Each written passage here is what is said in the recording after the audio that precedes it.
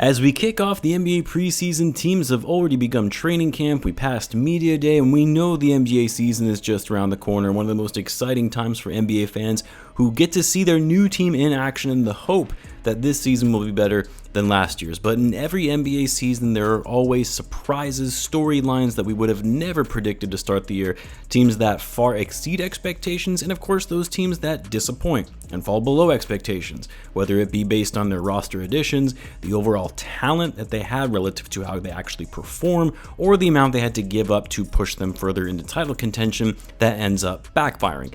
And while I will do a video on teams that are most likely to exceed expectations and surprise a lot of people, in this video we're going to be going over the teams that are most likely to disappoint relative to their expectations going into this season. As always, if you're new to the channel and you like this type of content, it would mean a great deal to me if you subscribe to help the channel grow, and in return I'll be providing more NBA content like this. Now, of course, a few callouts before I get into some of these teams. Like I mentioned, the way I'm defining a team being a disappointment for this upcoming season is based on what we expect of them going into the season as well as how they showed up last year. Really, you can kind of look at it as where most would rank a given team before the start of the season and where they ultimately end up when the season concludes. Doesn't mean that they're a bad team. They could still very well be one of the top teams in the league, but still falling below what we would have otherwise expected of them going into the season. So bear that in mind as I go through these teams. And I'm going to start with the Golden State Warriors. Now, I should start by saying if this team is actually healthy all year long, including the playoffs, then no, they'll be a solid team, although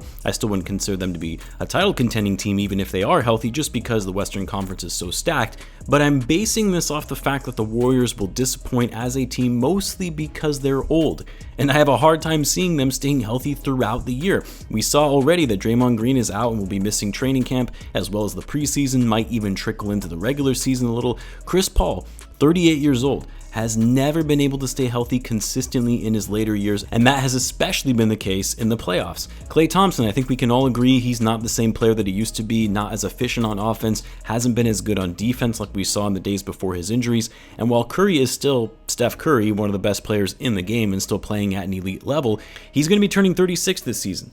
You'd have to think he's not going to be going full steam ahead throughout the regular season. And even he himself has had his own challenges with injuries, only played 56 games last season. I just see age catching up with this team, and while there are some people who are doubting the Warriors, there are still a lot of fans, analysts, media outlets saying the Warriors are still one of the biggest threats in the Western Conference and consider them a title favorite. I'm just not seeing it.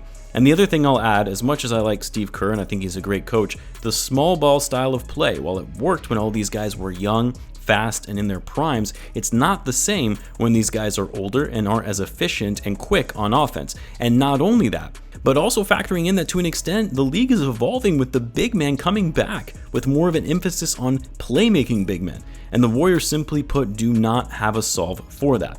The next team that I expect will disappoint this season is the Atlanta Hawks, and maybe this one isn't that much of a shock because the Hawks have really disappointed the last couple of seasons after being this Cinderella team that went to the Eastern Conference Finals in 2021, then barely making it to the playoffs in back-to-back seasons by way of the play-in.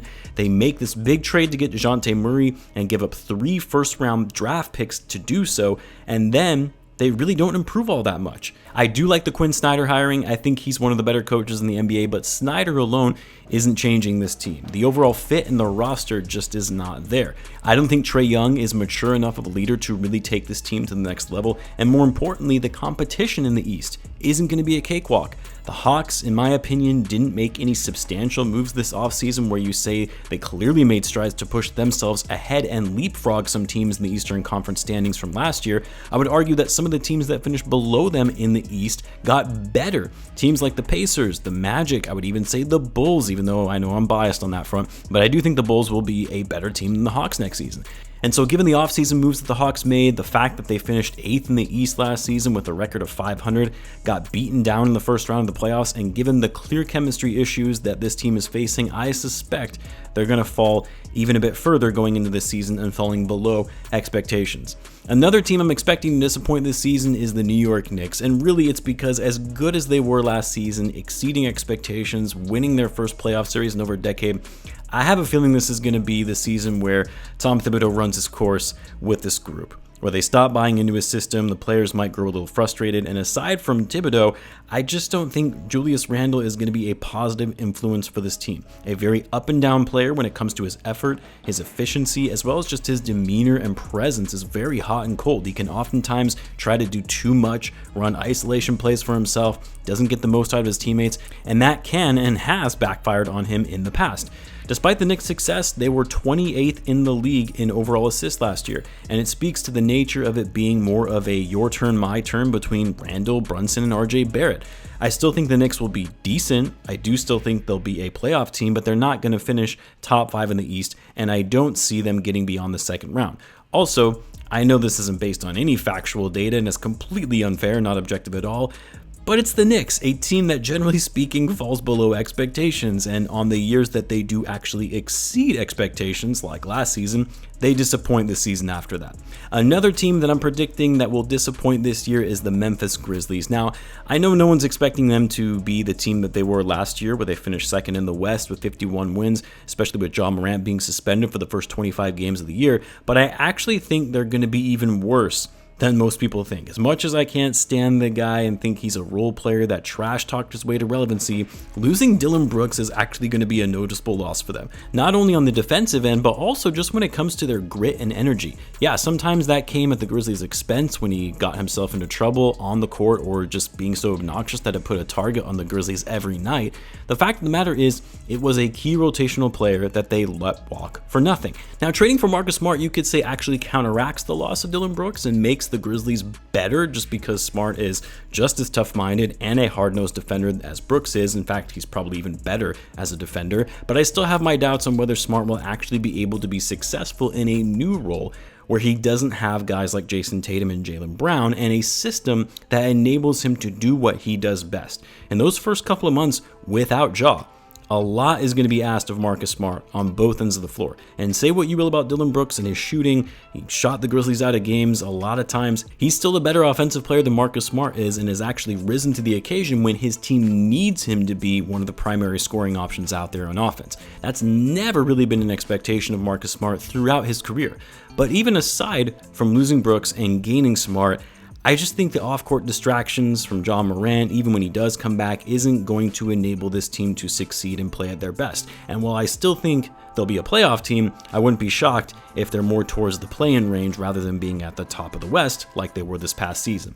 And then finally, the team that I expect to disappoint this season is the LA Lakers. And this isn't really relative to where they finished in the regular season last year because, if you remember, they actually were a play-in team that finished 7th in the West, but then ended up going on this great playoff run to get to the conference finals after beating the Grizzlies and the defending champion Warriors.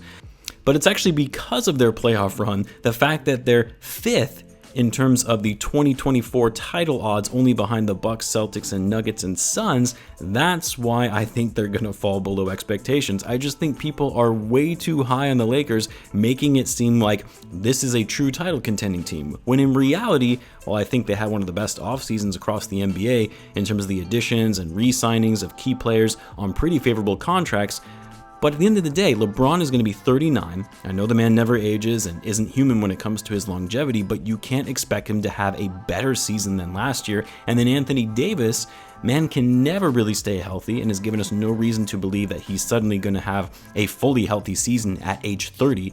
And while I actually like the overall fit on this team, the depth that they have on this roster, if something happens to one of LeBron or AD, do they have enough of what it takes to keep this team afloat at the top of the Western Conference? So I do think the Lakers will have a better regular season than they did last year and will still finish top 6 in the Western Conference.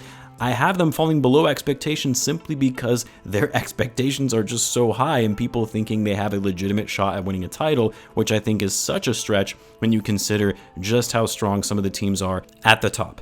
Now, there are some other teams that could fall into this category of being disappointments. A team like the Miami Heat, who really missed this offseason, losing some of their key role players, not landing Damian Lillard or even Drew Holiday after he became available in the Damian Lillard trade. Kyle Lowry and Jimmy Butler are only getting older, but it's still the Heat. I feel like even when they disappoint in the regular season, they're still a team that you cannot rule out in making a strong playoff run.